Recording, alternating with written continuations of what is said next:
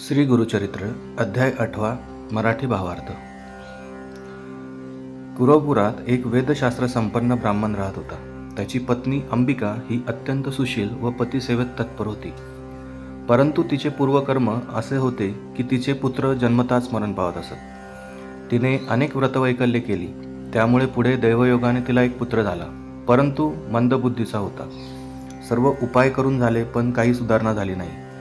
पुढे पित्याने त्याची मुंज केली व त्याला विद्याभ्यास शिकवण्याचा प्रयत्न केला, परंतु त्याला काहीच आकलन होत नव्हते। ब्राह्मणाला त्याची खूप चिंता वाटू लागली आणि हळूहळू त्याच्या मनामध्ये मुलाबद्दल द्वेष निर्माण होऊ लागला। त्यामुळे अंबिकाला खूप वाईट वाटे। तिने आपल्या पतीला समजावले व मनाला आवर घालण्यास सांगितले। परमेश्वर इच्छेपुढे कोणाचे काही चालत नाही, पण आपण आपल्या परीने प्रयत्न करायचा। पुढे त्या ब्राह्मणाचे देहावसन झाले, त्यामुळे अंबिका आणखीनच दुःखी झाली। दारिद्र्य दुःखापोटी भीक मागून पोट भरण्याची वेळ तिच्यावर आली। आजूबाजूचे लोक उघडपणे त्या मुलाची निंदा करू लागले। पुढे त्या मुलाला जननिंदा असह्य होऊन तो आपल्या आईला म्हणाला, मी तुझा मुलगा असून तुला पोसू शकत नाही, लोक माझी निंदा करतात, तेव्हा मी अरण्यात निघून जातो। मुलाचे बोलणे ऐकून अंबिकेला खूप वाईट वाटले। ती आपल्या मुलासह आपला देह गंगार्पण करण्यासाठी निघाली। गंगातीरी गेली असता तिला श्रीपादयती गंगेत स्नान करताना दिसले। तिकडे मुलासह जाऊन त्यांच्या पायी नतमस्तक होऊन त्यांना आपली सर्व परिस्थिती तिने सांगितली आणि आपण गंगेत प्राणार्पण करीत आहोत असे तिने सांगितले। तसेच आत्महत्या हे पाप आहे, परंतु मला आता हे सर्व असह्य होत आहे, तरी आपण आम्हाला तारावे अशी तिने श्रीपादयतींना विनंती केली। तेव्हा श्रीपादयतींनी तिचे सांत्वन केले। त्यांनी तिला शनिवारी प्रदोष असता शिवपूजा करण्यास सांगितले।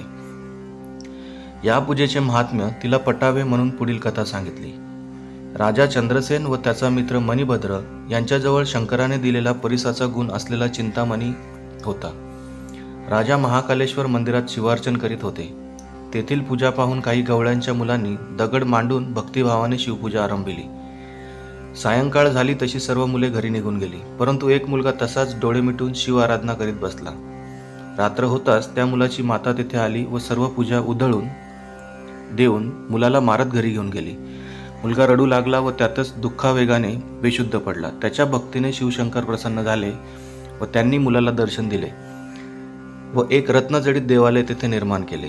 त्याला वरदान दिले व त्याच्या सांगण्यावरून त्याच्या आईला क्षमाही केली आणि तिच्या वंशात नारायणाचा अवतार होईल असा वर दिला, कारण तिला प्रदोष समयीची पूजा दृष्टीस पडली होती।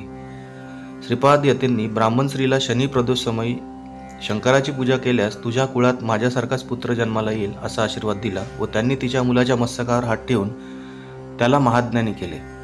अंबिका श्रीपादयतींना म्हणाली, माझ्या पूर्वजन्मीच्या पुण्याईमुळे मला आपले दर्शन घडले आहे। आपण सांगितल्याप्रमाणे मी आपलीच प्रदोष समयी पूजा करीन असा निश्चय केला आहे। त्याचप्रमाणे तिने केले व तिची पूजा सफल झाली आणि तिचा पुत्र महाज्ञानी वेदशास्त्र संपन्न झाला। सर्वांना तो श्रेष्ठ व पूज्य वाटू लागला। अशा प्रकारे त्या पती पत्नीवर गुरुकृपा झाली। श्री गुरुदेव दत्त। श्री स्वामी समर्थ। धन्यवाद।